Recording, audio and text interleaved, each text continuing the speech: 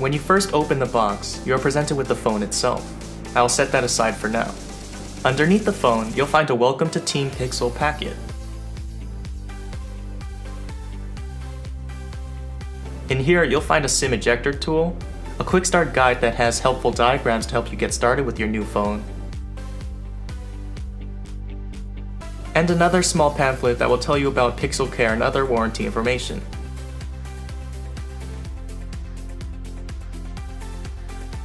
Setting this aside, we see a USB-C to USB Type-A adapter.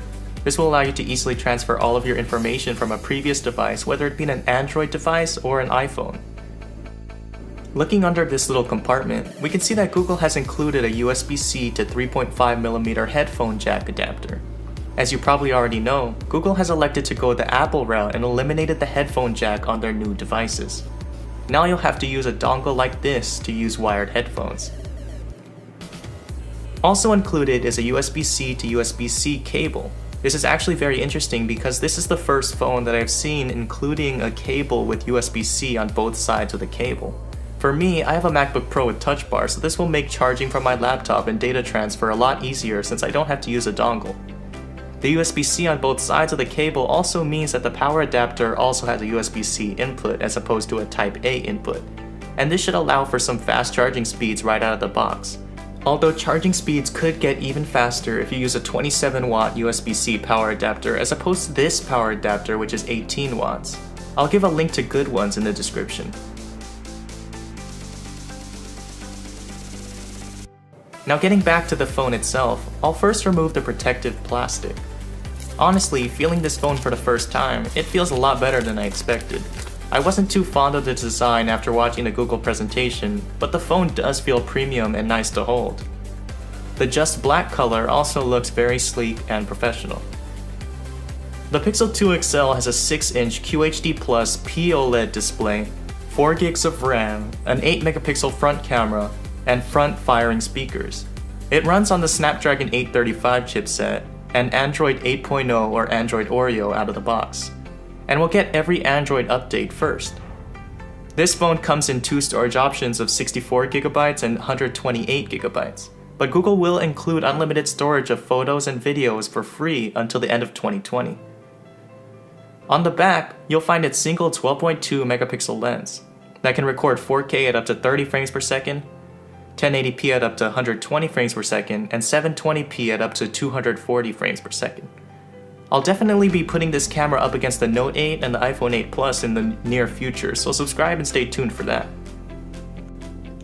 When the Pixel 2 XL was first announced, I was unsure at how the phone physically compared to phones already out right now. So I thought it would be cool to show a physical comparison between this phone and the Samsung Galaxy Note 8 and the iPhone 8 Plus. First off, all 3 phones have surprisingly very similar footprints.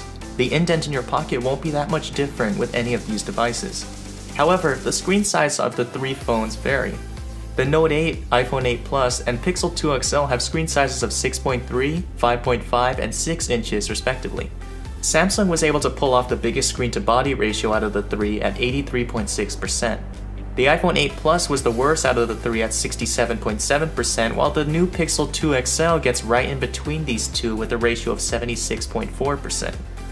We can give the new Pixel 2 XL a slight break because Google was able to put 2 front-firing speakers on the new device. The speakers on the Pixel 2 XL are placed in positions where they won't be covered when holding the device, like in the other 2 phones. The iPhone 8 Plus uses its bottom bezel to put its Touch ID sensor. Looking at the bottom of the phones, you'll notice right off the bat that the Note 8 is the only phone out of the 3 to maintain a headphone jack. The other 2 phones will only be able to use wired headphones if you use their respective included dongles. Looking at the back of the phones, you can see that Google has deviated from the dual camera trend of 2017 by sticking with a single lens system. It should be noted that the Note 8 and iPhone 8 Plus will be able to use their second telephoto lenses for 2x optical zoom. Although the Pixel 2 does not have a second lens for optical zoom, Google has claimed that using AI and machine learning, you will still be able to get amazing portrait effects on both the front and rear of cameras despite the single lens. The Note 8 and the iPhone 8 Plus both have glass backs that allow for the devices to use wireless charging, which the new Pixel phone cannot. The Pixel 2's back is mostly aluminum with glass on the top section of the device. The Note 8 and Pixel 2 both have their fingerprint sensors on the back, with the Pixel's placement being a lot more reachable by any person operating the phone.